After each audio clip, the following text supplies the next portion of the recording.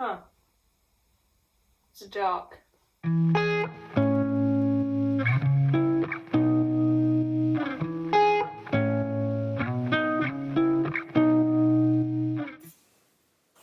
Hey guys, I'm Georgie, this is Triathlon. Let's roll.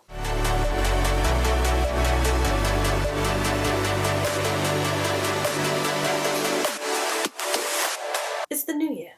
It's the perfect time to be making plans. I'm really sorry about the lighting as well, by the way. I've waited for the sun to come up and this is the best England is going to give me. This is my giant wall calendar. I always have a wall calendar every year. I love to put all my races on it so that I can see my entire race season in one go. Except you will notice, this is blank. It was 2020 last year, the year where triathlons did not happen. Some happened. And it's hard to tell when or if any are going to happen this year, hence the blankness. I mean, I'm expecting them to happen this year. It's just organisers aren't really sure when they're going to be able to, so they're not really opening them for booking, hence my empty wall. I think we should zoom back a little first though, because last year was not a normal year for me. I'm going to put this down. I mean, I know it wasn't a normal year for everyone, but it still wouldn't have been a normal year for me, even if it had been normal for everyone. So, because I couldn't really race last year, I'd be coming at this year differently anyway. But okay, first, let's cover how a race season should, or would normally work. Typically, triathletes have an A race. This is their most important event of the year. Their biggest, their most ultimate goal, maybe it's a new distance like their first Ironman, or they plan on qualifying for something, breaking a PB, whatever. It's the race their motivation stems from, the one race that matters most. An A race is like the top of a mountain. That's your ultimate destination. It's what you're focused on reaching. Everything is about making it to the top of your mountain. Then you have B races. Surprise! These are races that are pretty big and they'd probably be contenders for an A race if you didn't already have an A race. So there might be a chance to qualify for something if you're into that, or maybe it's expensive or in a cool location or a really big challenge for you. This race is important, but it's still not your ultimate goal. You should really only have 1 or 2 B races because you don't want to take the focus from the A race. Then we have everything else. To be honest, I've never really heard anyone call these C races. They're just races. They're fun, good to do, but probably just treated like training. Now, why do we have A or B races? Why not just races? Because it depends how you're going to treat these races and your recovery going into and out of them.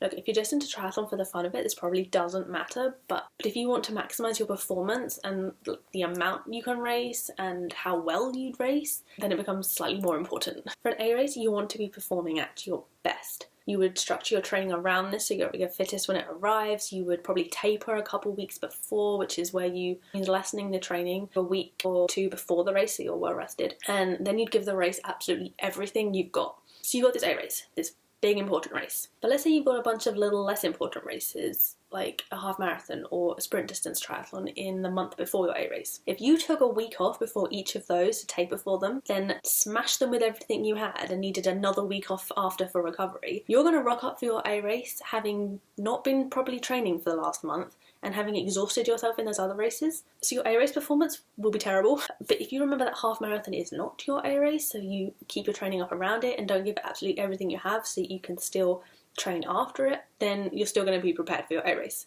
which is your ultimate goal. So that's why we classify them. Basically, if it's not an A race, don't taper for it and don't go at it so hard that you need masses of recovery afterwards. My first half Ironman was 6 weeks before my first Ironman. I know, learn from my mistakes. That half Ironman was hard, and then the very next day I went out on my bike. The training plan breaks for no B race. That's gold. Yep, that's gold. So how do you plan all these races? Choose your A race first. That's the most important, and then you can slot everything in around that. B races should be at least a couple of months either side of that A race. I mean, after is better because you'll have done your A race, so then you can just focus everything on a B race, and it doesn't matter if you ruin your performance, how well you're recovering or training because you've already done your A race. But B races can also work a couple months before an A race, just as long as you don't lose sight of that mountain. Then schedule any other smaller races in around those. Make sure you space them out so you've got time to recover a little. I mean, you don't want to be racing the weekend before your A race, and you might not want to be racing like 4 weeks in a row. Also see if you can find races that work with your training plan. For example, if your A race is a standard distance in August, maybe see if you can do a sprint distance like the end of June to use as practice. Half marathons are always good because They're basically fun long training runs, which you would have to do at the weekend anyway, but they're not always easy to find in the summer. So, and of course you don't need to plan everything. I mean, some things just pop up and you can see how you're feeling at the time. But it's 2021. People don't plan at all anymore. It's okay, I got you. As I was saying earlier, last year I couldn't race for reasons I may get into one day, but not right now. So this year is kind of my comeback year. And because of 2020, it's sort of everyone's comeback year. It might even be your very first year, in which case you've got no prior triathlon experience anyway. So pretty much everyone is out of the practice of usual triathlon racing. And I think we need to respect that. I was already planning to respect that because of my situation, and so my plan is as follows. Get my training back on track. Because I haven't been able to train properly for the last year or so, and more importantly, because gyms and pools have been closed, training schedules have been royally screwed. So my first order of business is to get back into a proper training schedule where I know I'm making triathlon gains, health and facilities permitting. My next order of business is to pick a race distance to train for. Training for an Ironman requires very different training for a sprint distance, so I need to decide what I'm aiming for. Because my fitness is in the toilet right now, I'm planning to do sprint and standard distances this year. I would love to do a half Ironman, but if I can swing that, it will definitely be towards the end of the year and probably spur of the moment. So now I have my aim and my training plan. Once I started to rebuild my triathlon fitness, I know I'm good to race. Maybe not very well, but that's beside the point. Triathlon is not about winning. This is where races will kind of actually need to be available. Companies usually repeat the same race year after year around the same time, so it's pretty easy to kind of know roughly when races are generally going to be. But as I said, not everything's sticking to the same schedule this year. My plan is to decide when I sort of want to race. So at the minute I'm thinking sort of June and July, because that's when I should have some fitness back. And I'm going to regret saying this, aren't I? Because I'm going to look back on this in a few months' time and laugh at myself. But I'm hoping life might be starting to get back to normal. Oh my gosh, I just jinxed all the gods, I'm sorry. So my plan is to sort of look at when races are normally on in June and July, and then check their websites and see if they're open for booking, or if they have any updates about when they hope to have some more information. I'm just going to keep it sort of in my mind, maybe check a few websites every now and again so I can keep checking back for updates. I'll also pencil any good contenders into my wall calendar, just to keep me reminded. I'll be honest here. I'm not massively concerned with racing this year. Having been off for so long, I am just going to be so happy to get back to training properly. I mean, however, I'm not saying I wouldn't jump at the chance to race, so I will try to, but I'm keeping it in perspective. Finally, I'm going to play it by ear. I know this is sort of counterintuitive for planning, but it's 2021 and there's only so much we can do. I'm going to embrace training, make the most of that, and if a race appears, I will jump on it and enjoy it. I'm not putting any race goals in, like win something or qualify for something or PB in something. My aim this year is to just enjoy triathlon and have fun. I mean, we've all had it taken away pretty much last year, so I think we should just appreciate having the sport we love back and being able to train for it and enjoy it. No pressure. Just fun.